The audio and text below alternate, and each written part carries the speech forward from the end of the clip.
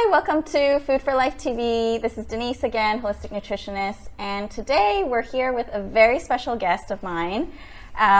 Richard here, I actually think that we met by chance, I would say. Correct. I believe it's by chance because it was when I was struggling with mycotoxins. I shared that in another video. And also struggling with cancer that I met him. And lo and behold, he had these wonderful products to introduce to me. And actually, Richard is also a fellow cancer survivor. Yeah. So,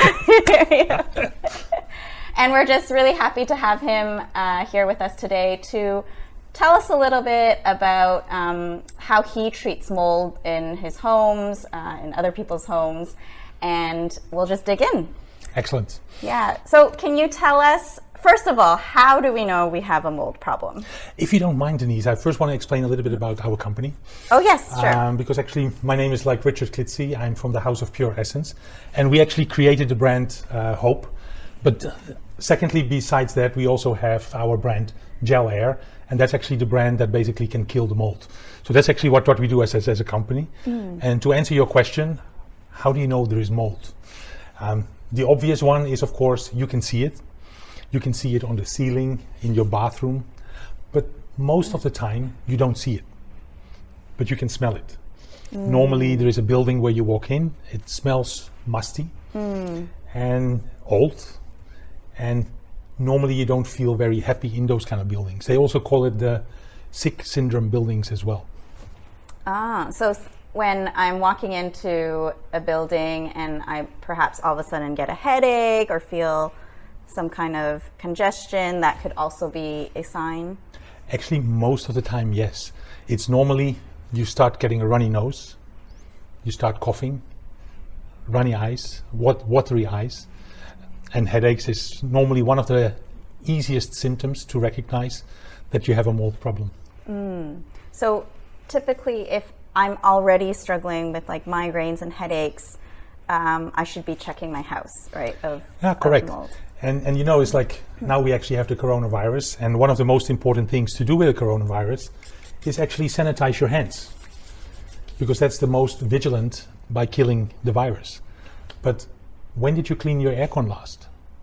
Right. And statistically in Hong Kong, if you clean your aircon once a year, you are doing very well. Most people, when they clean the aircon, it's just cleaning off the dust in the front, but they don't really go inside the aircon to really sanitize it. So what does cleaning an aircon entail? What are we supposed to be doing? Of course, if you talk to the professional guys, you have to clean your aircon at least 3 to 4 times a year. Okay. And they have to clean it from inside with water pressure. You can also use products like the Gelair All-Purpose or the Gelair Coil and Duct that actually helps to clean the aircon and kill all the virus, bacteria and the mold inside the machine. And that's actually that you have to do, because do you know how long it takes to grow mold? No. Less than 10 days. And Hong Kong is one of the areas where mold is growing the fastest, because it's above 20 degrees. It's above 60% humidity, and that's what mold loves. And that's why it is there in less than 10 days. So why are we targeting just the air conditioning then? Because like your aircon is the area where it's very confined, and in between the metal plates inside your aircon, that's where they actually gather and multiply easily. And then when they are growing up, the wind blows them out again, and then they are everywhere in your environment. And then that's where they start pollinating and growing. And especially, we are breathing it. Right, right. And actually, just an interesting statistics, in the US, the Environmental Protection Department over there came to the conclusion that people that suffer asthma, probably about 40% of them got asthma because of mold allergies. Wow, that's huge. It is. So, okay, so we clean the aircon, and then what is the health e-split? Like the health e-split, like this one here, is actually a filter basically with essential tea tree oil. And the tea tree oil has been proven to basically kill the virus, bacteria, and the mold, and especially the mold, for a very high degree, up to 99 something percent. And this will make sure that your aircon, even after you clean it, will stay clean for about 2 to 3 months.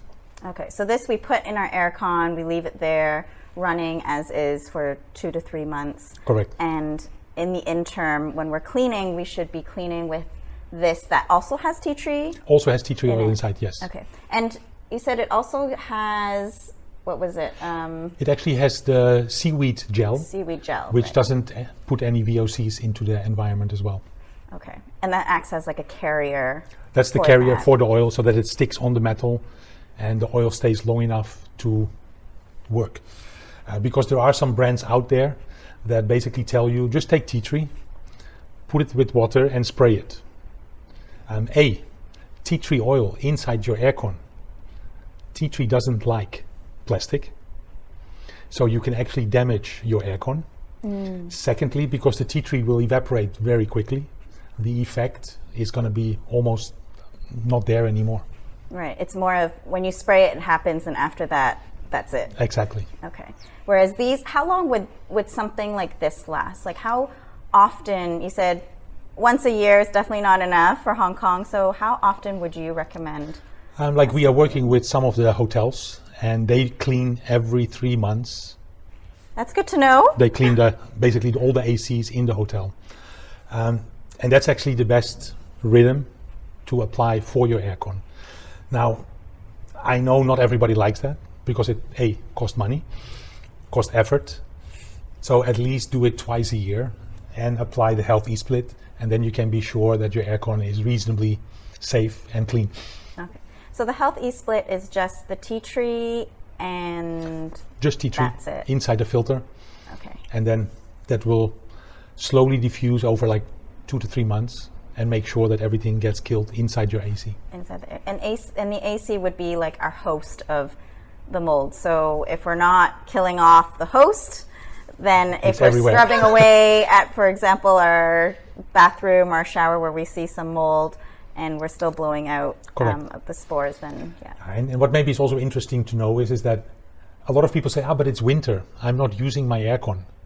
Well, you don't have to put your aircon on cool. You can just use the fan mode, and then it actually works also as well. And I even have clients that don't have an aircon. They just have like a round stand fan.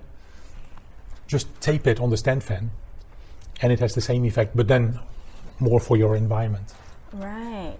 So how does this, because diffusing is very, very popular now with essential oils, how is this different from just putting on a diffuser with tea tree oil?